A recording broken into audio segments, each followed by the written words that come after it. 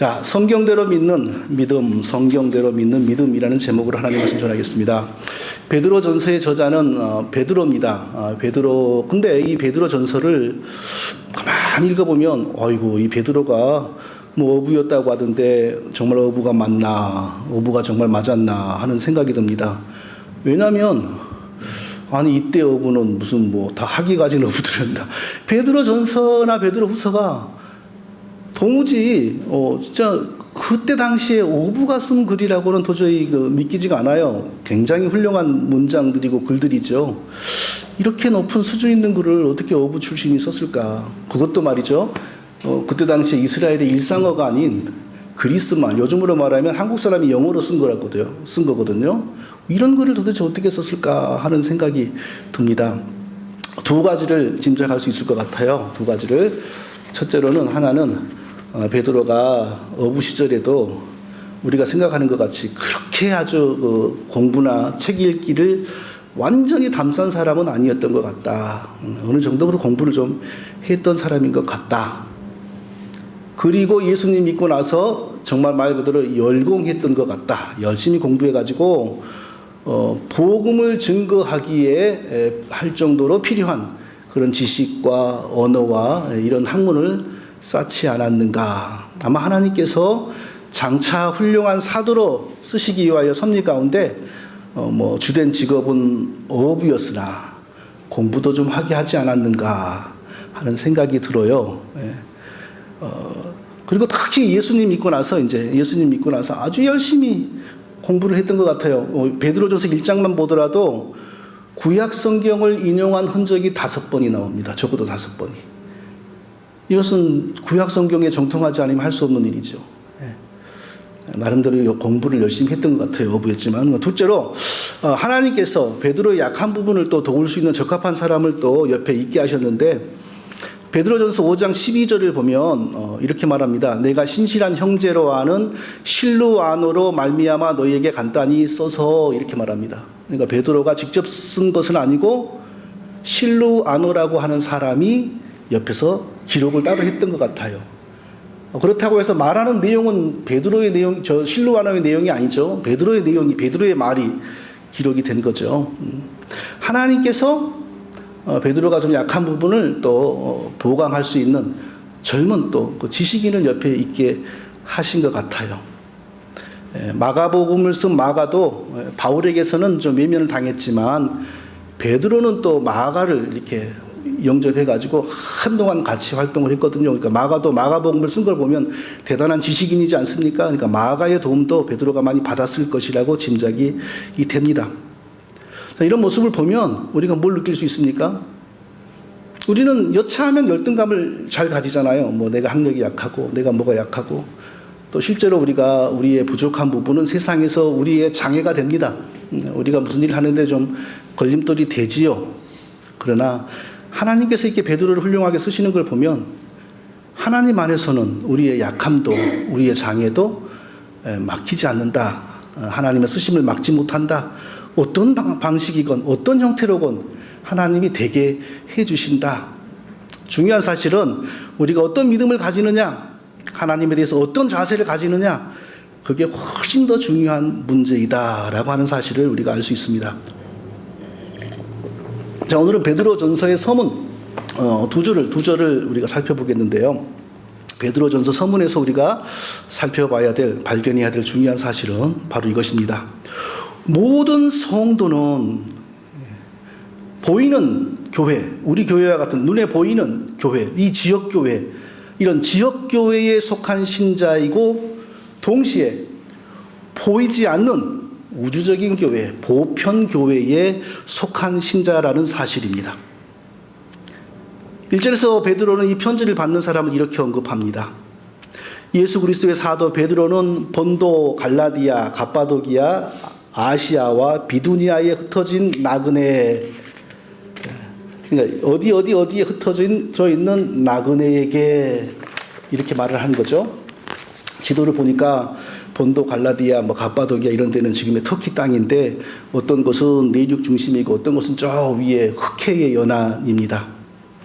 그러니까 이것은 터키라고 하는 그 집 그 큰 땅덩어리가 우리나라보다 훨씬 크지 않습니까? 그러니까 자기들끼리 이 편지를 받는 자기들끼리도 얼굴을 볼 수 없는 상황이에요. 한 번도 왕래하기도 어렵고 더군다나 한 자리에 모여서 예배를 드린다? 이건 불가능한 일이죠. 전혀 가능한 일이 아니에요. 그러니까 이런 사람들에게 베드로가 지금 편지를 보내요. 도대체 베드로는 무슨 마음으로 편지를 보냈을까요? 무슨 마음으로? 하나님의 종 사도로서 하나님의 교회를 목양하는 마음으로 편지를 보낸 거죠. 하나님의 교회를. 아니 목사님 한자리에 모이지도 못하는 사람들이 무슨 교회입니까? 교회는 모여야 된다면서요. 뭐 믿는 자들의 모임이 교회라면서요. 또 이런 생각이 들 수도 있겠죠. 네. 거기에 대한 답은 이것입니다. 하나님의 교회는 두 가지 모습으로 존재하고 있다. 하나님의 모습은 두 가지 모습으로 존재하고 있다라는 것입니다. 첫째로 하나님의 모습 교회는 먼저 지역교회, 눈에 보이는 이런 지역교회의 모습으로 존재합니다. 지역교회의 특징은 그 지역에 사는 신자들이 장소와 시간을 정하여서 그 정해진 장소에 정해진 시간에 정기적으로 모임을 갖는 게 지역교회의 특징이죠. 그러니까 저도 기본적으로 여기 지역교회 애나브 반석교회라는 지역교회 목사이고 성도님도 여기 한 애나브 반석교회 한 지역교회의 신자들입니다. 참 하나님의 백성은 반드시 지역교회의 성도이며 지역교회로부터 건강한 하나님의 말씀을 공급받아야 됩니다. 그리고 한 성도는 한 지역교회에 속하여 하나님을 섬기는 게 정상입니다. 한 성도가 두 지역교회에 세 지역교회에 속하여서 하나님을 섬긴다는 것은 뭐 무슨 특별한 경우가 아니고서는 그것은 절대 정상적인 모습이 아니요 성경적으로 아름다운 모습이라고 할 수가 없습니다. 자, 우리가 이렇게 눈에 보이는 이 지역이 하나의 교회, 로컬 처치에 지금 속해 있지 않습니까? 그런데 이 로컬 처치에 속하기 전에 먼저 우리 의사와는 상관없이 먼저 우리의 멤버십이 있는, 먼저 우리가 속하여 있는 교회가 있습니다. 그 교회의 이름은 보편교회라고 합니다. 보편교회. 영어로 보편교회가 캐톨릭 처치인데, 캐톨릭 처치라는 말이 이렇게 우리 그 로마에서 본부를 두고 있는 천주교를 의미하는 고유명사로도 쓰이고 있어요. 그렇기 때문에 캐톨릭 처치 그러면 혼동이 되는데 지금 여기서 말하는 보편교회 캐톨릭 처치는 그 로마에 본부를 두고 있는 교회하고 똑같은 걸 의미한 게 아니라 거기는 단지 이 용어를 종교의 명칭으로 사용하고 있는 거예요. 보편적인 교회라고 하는데, 근데 그래서 그 로마에 본부를 두고 있는 그 교회를 정확하게 말하면 로만 캐톨릭 처치라고 해야 되죠. 로마에 있는 캐톨릭 처치라 되고, 또 이 보편적인 교회라는 말이 캐톨릭 처치 그러니까 좀 혼동이 되니까 많은 경우에는 유니버셜 처치, 우주적인 교회 이렇게 부르고 있습니다. 보편교회, 우리가 사도신경 신앙 고백할 때 거룩한 공예를 믿사오며 그러지 않습니까? 거기서 말하는 거룩한 공예가 더 홀리 캐톨릭 처치입니다. 또 어떤 경우는 더 홀리 유니버셜 처치입니다. 네. 그것은 로마의 본부를 두고 있는 그 종교를 믿는다는 것이 아니고 보편교회, 조금 더 제가 보편교회를 설명할 겁니다. 네, 보편교회를 믿습니다. 그 뜻이에요. 그러니까 우리에게는 교회에 대한 두 가지 인식이 있어야 돼요. 여기 눈에 보이는 바로 여기 이 로컬 처치에 우리가 속해 있고, 동시에 우리는 보이지 않은 보편교회에 속해 있다라는 인식과 이 신앙을 가져야 돼요. 그럼 보편교회는 어떻게 존재하는가? 누가 보편교회에 속해 있는가? 시간적으로 보편교회는 이미 과거에 살다가 죽은 성도, 지금 현재 살면서 구원받은 성도, 그리고 앞으로 태어나서 살면서 구원받을 성도가 다 보편교회에 속해 있습니다. 천국에 가 있는 성도들도 이 보편교회, 우주적 교회에 속해 있습니다. 장소적으로는요, 이 지구상이 하나님이 지으신 모든 땅에 살고 있는 하나님의 백성들이 다 거기에 속해 있습니다. 그러니까 이미 죽은 사람들, 이미 살고 있는 사람들, 천국에 가 있는 사람들, 다 지금 눈에 보이지 않지만 하나의 예수 그리스도의 교회를 형성하고 있는 것입니다. 예수 그리스도의 사도 베드로는 본도, 갈라디아, 갑바도기아, 아시아와 비두니에 흩어진 나그네에게 이렇게 말했어요. 시공간을 초월하는 전 세계에 흩어진 하나님의 참 백성, 이것을 의식하고 있지 않으면 이런 표현을 할 수가 없죠. 근데 어떤 모습으로 그들이 이 세상에 존재하고 있습니까? 나그네의 모습으로 존재하고 있다. 우리는 이 지역교회에 속하여 지금 예배를 드립니다. 그런데 이 지역교회에 속하여 있는 우리는 이 세상에서 어떤 모습이라고? 나그네의 모습으로 여기에서 지금 속하여 하나님을 섬기고 있습니다. 그러면 나그네의 특징이 뭡니까? 그 동네 사람이 아니라는 거죠. 그 동네 사람의 입장에서 볼 때 잠시 왔다가 가는 사람이죠.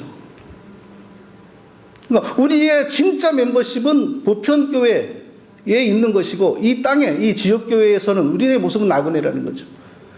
자, 나그네의 특징은 잠시 왔다 가는 것인데, 그 동네 사람이 딱 보니까 나그네가 말이죠, 자기가 거기서 한 10년, 20년 살았던 것처럼, 우리가 앞으로 계속 살 것처럼 말을 해요.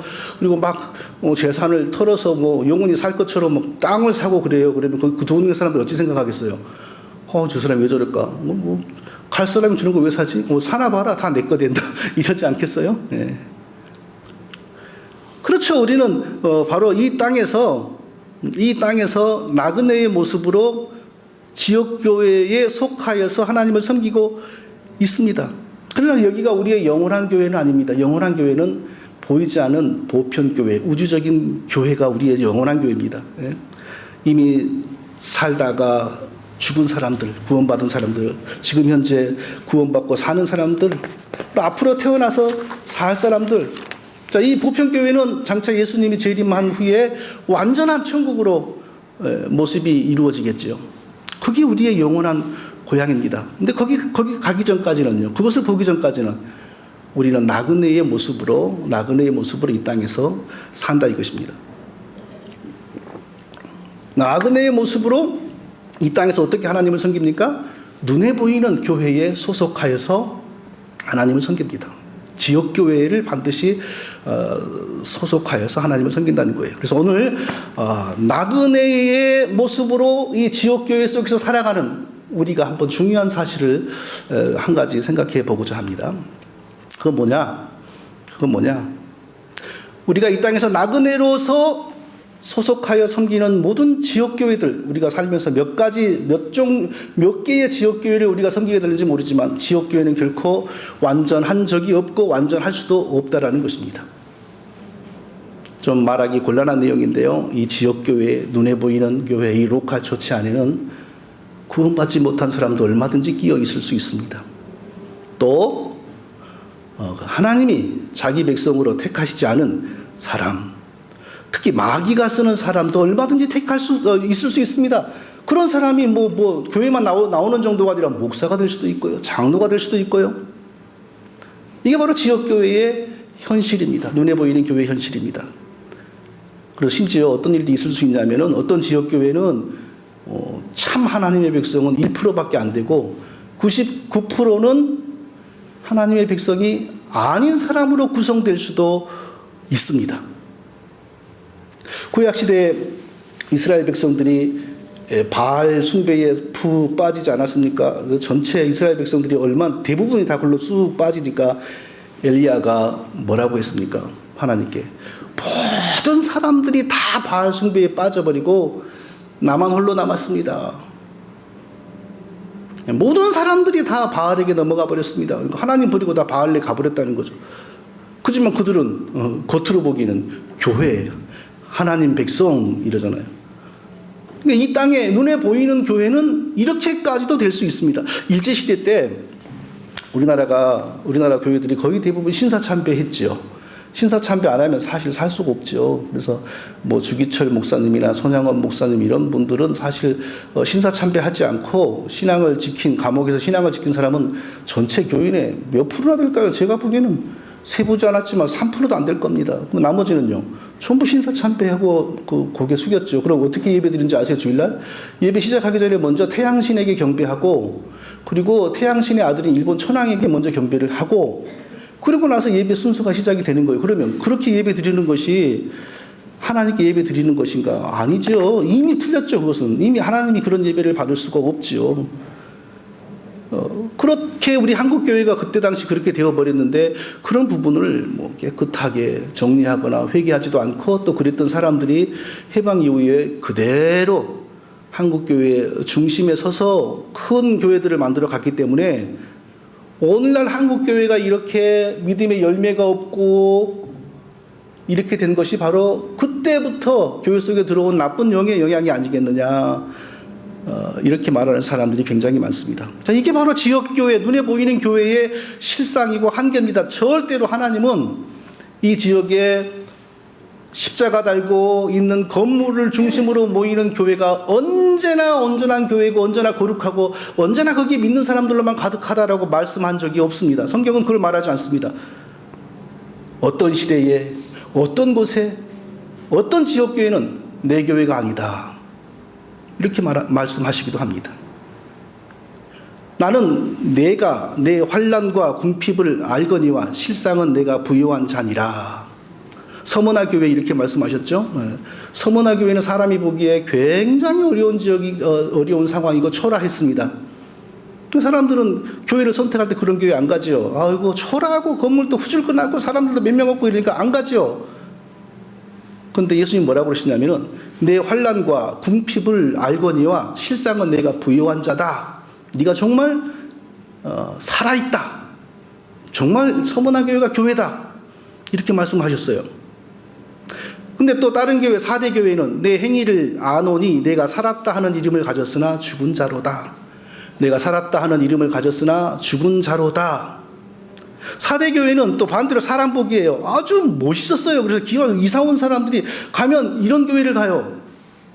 근데 예수님 뭐라고 하십니까? 내 행위를 아노니 내가 살았다 하는 이름을 가졌으나 실제로는 죽은 자로다. 내 교회가 아니다. 이거죠. 자, 우리는 그래도 꼭 인간적으로 생각하기 쉽죠. 인간적으로 말하고 싶죠. 아니, 그러면 거기서 헌금하고 기도하는 사람들은 뭡니까? 거기서 헌금하고 기도하는 사람들은 그러면 하나님 믿는 것도 아니고 구원도 못 받은 겁니까? 이렇게 말하기 쉽지요. 그런데 대단히 인간적인 말입니다. 아주 인간적인 말이고 아주 바보 같은 말이에요. 성경의 관점에서 하는 말이 아니라고요, 그런 말은. 자, 다음의 말은 그러면은 하나님이, 예수님이 누구에게 한 말인지 생각해 보세요. 그날에 많은 사람들이 나더러 이르되 주여 주여 우리가 주의 이름으로 선지자 노릇하며 주의 이름으로 귀신을 쫓아내며 주의 이름으로 많은 권능을 행치 아니하였나이까 하리니 그때 내가 그들에게 밝히 말하되 내가 너희를 도무지 알지 못하니 불법을 행하는 자들아 내게서 떠나가라. 자, 이 얘기는 예수님 누구에게 하는 얘기입니까? 교회 안 다니는 사람들? 불신자들? 아니요, 이 땅에서 지역교회에 속해가지고 지역교회 기준에 의하면 아주 예수님을 잘 믿고 예수님을 잘 믿는 정도가 아니라 아주 성공적으로 잘해가지고 이 지역교회에서는 모델이 된 사람들이라고요. 그러니까 자기들이 제가 땅에서 지역교회에서 얼마나 잘했는지 아시죠? 이렇게 예수님께 당당하게 나가는 거죠. 자기도 자기를 몰라요. 그러니까 예수님이 이 불법을 행하는 자야, 나는 너를 알지 못한다. 여기서 예수님이 그 사람을 알지 못한다라고 하는 말씀하신 것은 그 사람의 존재를 알지 못한다라는 뜻이 아니라 그 사람이 이 땅의 지역교회에 속하여서 프랙티스했던 믿음의 내용을 인정하지 않는다는 거죠. 그래서 네가 믿었던 것은, 네가 믿음으로 행동했던 것은 나하고는 아무 상관이 없다, 그런다는 거예요. 자, 이 말은 또 그 다음에 누구에게 하셨을까요? 좁은 문으로 들어가라. 멸망으로 인도하는 문은 크고 그 길이 넓어 그리로 들어가는 자가 많고 생명으로 인도하는 문은 좁고 길이 협착하여 찾는 자가 적음이라. 자, 이 말은 예수님이 교회 안 다니는 사람들에게 하신 말입니까? 지역교회에 속하지 않은 불신자들에게 하는 말씀입니까? 아닙니다. 이 땅에서 요즘으로 말하면 다 지역교회에 속한 신자들에게 하는 말이라고요. 아니, 지역교회에 속하지도 않은 불신자들이 뭘 알아서 좁은 문은 몰고 넓은 문은 뭐고 무슨 관심이 있고 뭘 알아듣겠어요. 근데 적어도 교회를 들어야 너희가 생명을 얻으려면 좁은 문으로 가야 한다, 이거 알아듣지 않겠어요?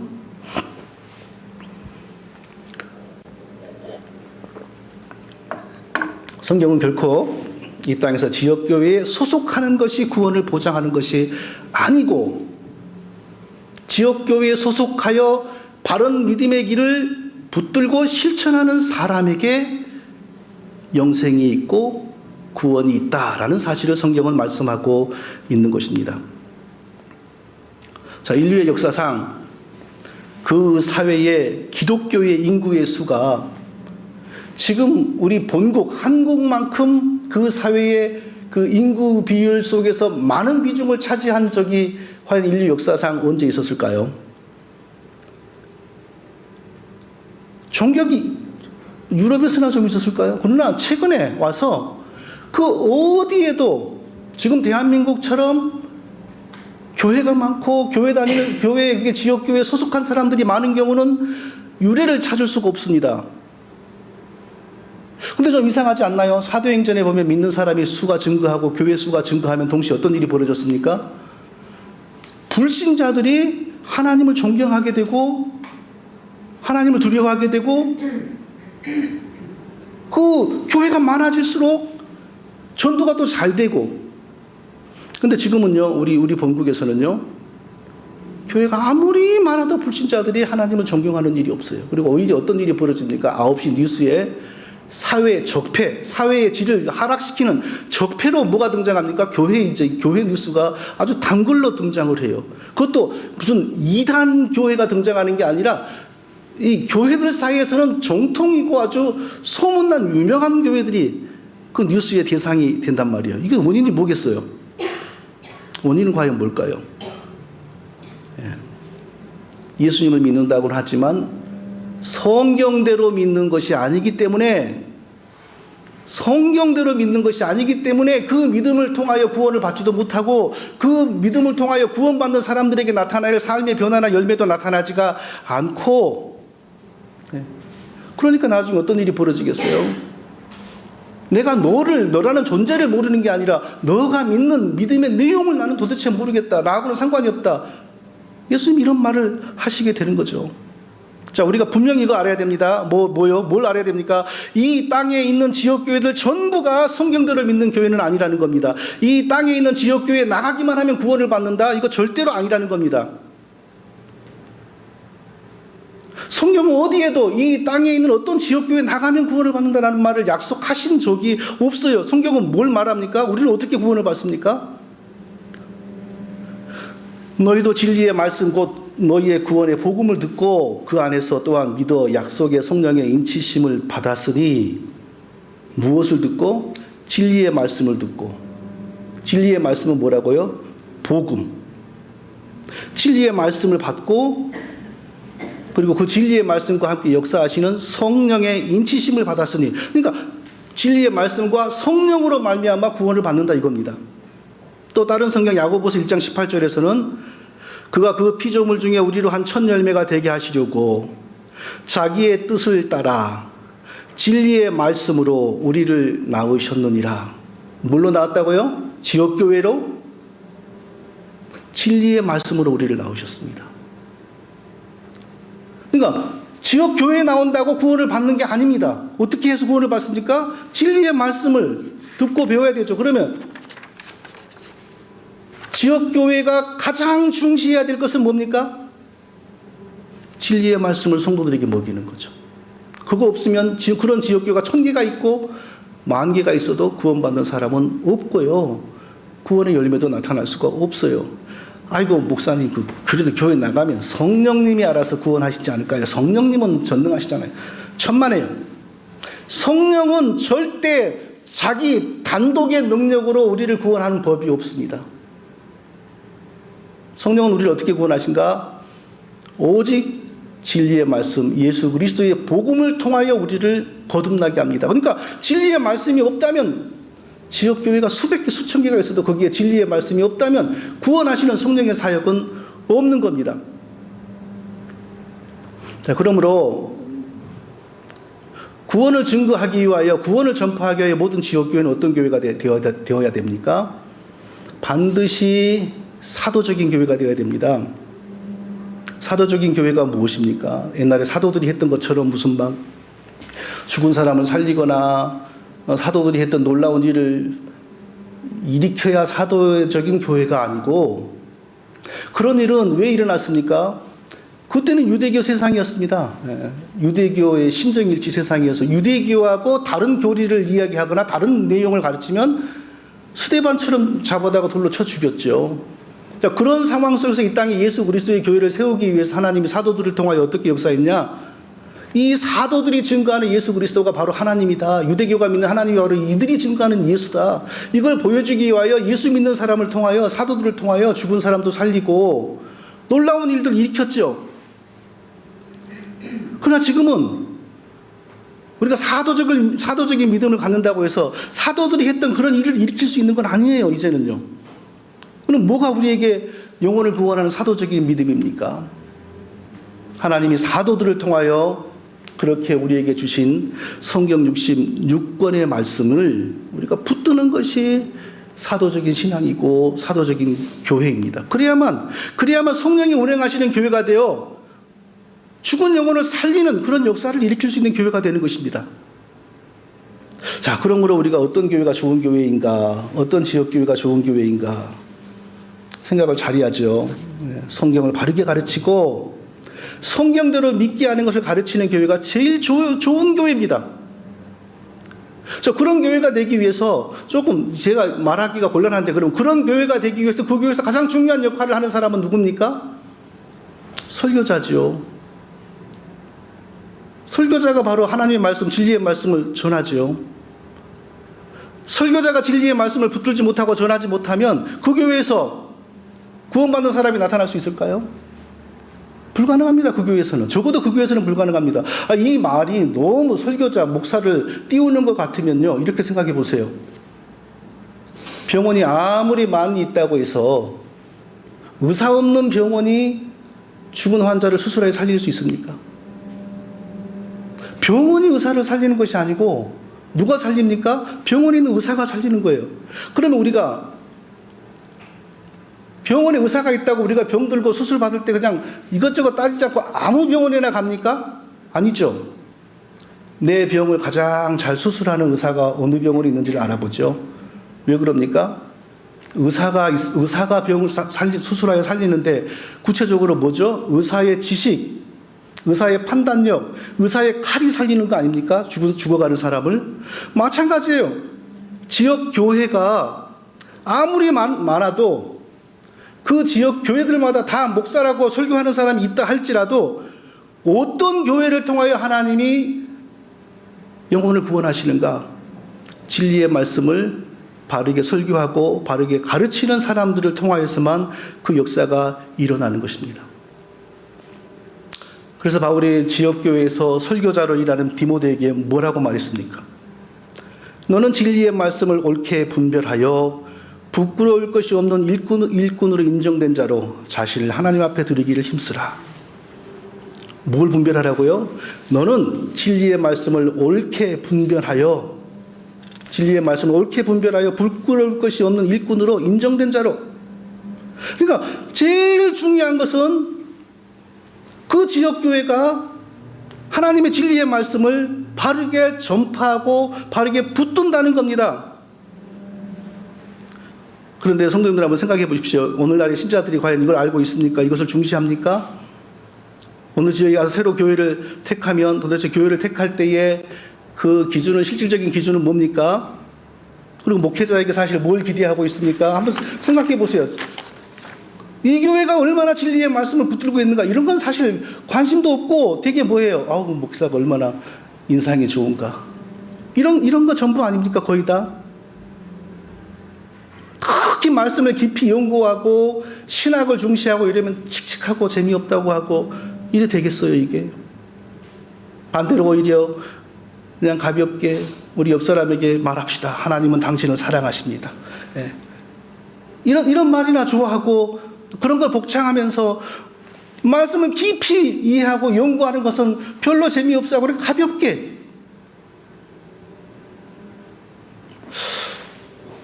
한번 생각해 보십시오. 도대체 지역교회에서 뭘 하면 사람들을 구원시킬 수가 있을까요? 어느 사람들을 열심히 기도시키면 구원을 받을까요? 가만히 생각해 보면요, 여러 우리를 혼란하게 하는 것 중에 하나가 바로 열심히 기도시키는 겁니다. 아무리 기도를 열심히 시킨다고 해서 그 사람이 구원받는다고 성경에 나와 있습니까? 기도는 우리를 구원시키는 것이 아닙니다. 바울이 전도할 때 사람들을 기도하게 하여 구원한 적이 없습니다. 다른 사도들도 사람들에게 기도를 가르치고 기도 열심히 하게 하여 구원받은 적이 없습니다. 뭐가 구원합니까? 오직 하나님의 말씀이 우리를 구원합니다. 그래서 하나님의 말씀을 열심히 증거했지. 그러면 기도는 언제 어떻게 중요한 것입니까?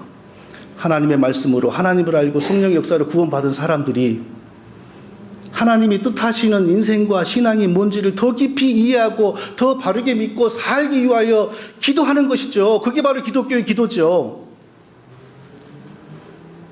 이번에 제가 한국 가서 저희 아버지를 이제 당연히 뵀죠. 고향에 가가지고. 저희 아버지가 교회 장로님이에요. 근데 성격이 지금도 그냥 카랑카랑하세요. 시골에서 같이 잤어요. 그러니까 시골에 갔는데 새벽에 일어나가지고 열심히 기도를 하시더라고요, 혼자. 근데 나는 일어나지도 못했고, 일어나니까 기도를 하는 게 아니라 스마트폰을 가지고 무슨 카톡이 하는데 이러고 있었던 거예요, 나는. 그러니까 신경질이 나가지고요, 아침 내내. 목사가 돼가지고 그렇게 기도를 안 하면 어디다 쓸 거냐 그러고 막 화를 내시는 거예요. 목사가 돼가지고 그랬대요.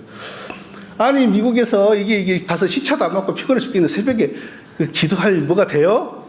그래서 제가 이랬죠. 아버지, 저 평소에 제 속에 있는 신념이죠. 기도가 우리를 구원한 게 아니에요. 하나님의 말씀이 우리를 구원해요. 하나님의 말씀을 더 먼저 연구하고 배우셔야 돼요. 아버지 나가는 교회 그 목사님이 그 뭐 힌돌산 교회인가 그 이상한 이단이 하는 교회 열심히 드나드는 분 아니에요. 그런 사람이 말씀을 바로 전하지도 못하는데 능력 받겠다고 열심히 기도하고 있는데 뭐 되겠어요? 먼저 말씀을 바르게 배워야 돼요. 그러니까 더 신경질 내면서 잔소리 말고 기도 많이 하란 말이다. 그러시는 거예요. 예. 이게 우리 일반적으로 이게 다 뭐 한국의 성도들의 수준이죠. 생각이고 기도 열심히 하는 기도를 왜 합니까 도대체? 기도가 우리를 구원합니까? 지역교회 최고의 사명, 제1의 사명은 절대로 신자들을 기도 열심히 시키는 거 아닙니다. 이게 속임수입니다. 교회의 첫 번째 역할은 우리가 열심히 기도하게 만드는 건 아닙니다. 이게 속임수예요. 교회의 첫 번째 역할은 하나님의 말씀을 성도들에게 바르게 전파하고 바르게 먹이는 겁니다. 하나님의 말씀이 바르게 전파되지 않았는데 열심히 기도하면 어떤 일이 벌어진지 아세요? 이제 다른 영이 막 역사하기를 시작하는 겁니다.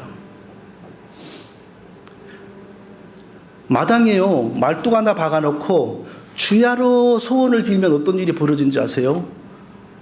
마당에 말뚝 하나를 박아놓고 주야로 소원을 빌면 영험한 일이 벌어진다니까요. 그 왜 그러겠어요? 그 말뚝을 통하여 신이 붙고 종교가 형성이 되는 거죠.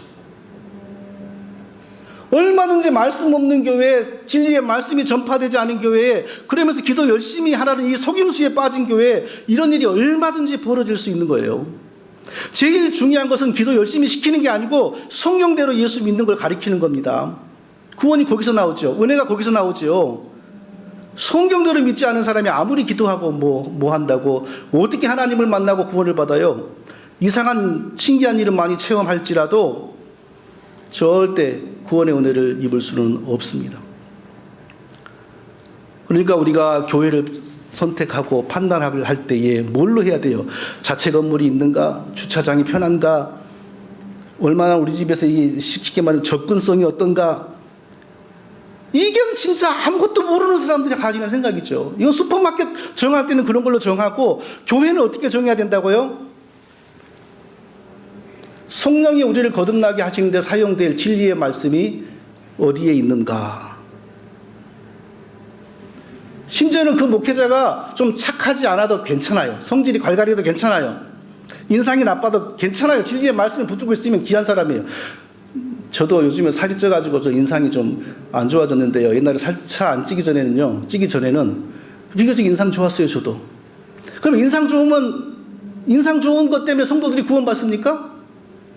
도라무처럼 뚱뚱해져도 하나님의 진리의 말씀을 먹이는 목회자가 가장 귀한 목회자고 성도들을 구원시키는 목회자인 거예요. 성도 여러분, 성경대로 예수 믿는 것. 많은 사람들이 지금 지역교회 다니고 있는 사람들 너무 많아요. 너무 지역교회에 소속해 있는 사람 너무 많아도 어디 예수의 향기나 구원의 열매가 지금 안 나오고 있잖아요. 왜 그래요 이게? 말씀을 바르게 먹이지 않으니까 그 말씀을 통하여 역사하는 성령의 역사가 일어나지 않고, 그러니까 하나님이 있는 것이 뭔지를 나도 모르고 남도 모르는 거예요. 분명한 사실은 지역교회에 다니는 모든 사람들이 참 하나님의 백성이 속한 보편교회, 우주적 교회에 다 속해 있지 않다는 겁니다. 누가 보편교회, 정말 보이지 않는 진짜 하나님 백성으로 구성된 우주적 교회에 속한 성도일까요? 지역교회에 속하여 있으나 그러나 진리의 말씀을 바르게 공급받고 진리의 말씀을 붙들고 성령의 역사를 따라 새로워져 가고 있는 성도들 뿐입니다. 다른 건 없습니다. 그러니까 우리에게 오직 성경대로 믿는 신앙이 얼마나 중요합니까? 사랑하는 성도 여러분, 바로 성경대로 예수 믿는 것, 이것을 위해서 더욱더 우리가 힘쓰는 우리 모두가 되시기를 예수님의 이름으로 축원드립니다. 걸어가신 아버지 하나님,